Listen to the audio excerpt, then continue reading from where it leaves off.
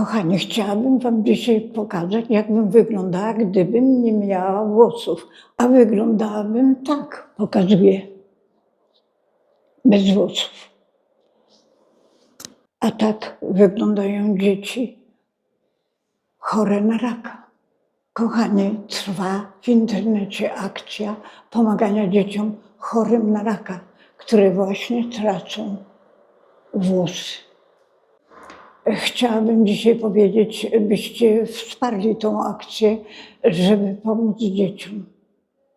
Każdy grosz naprawdę się liczy, a chciałabym tym dzieciom jakoś pomóc. Jest to wspaniała akcja zorganizowana przez młodych ludzi i warto byłoby, żeby starsi w naszym wieku również wsparli tą bardzo pożyteczną akcję. Pomoże to przecież dzieciom chorym na raka, naszym milusieńskim.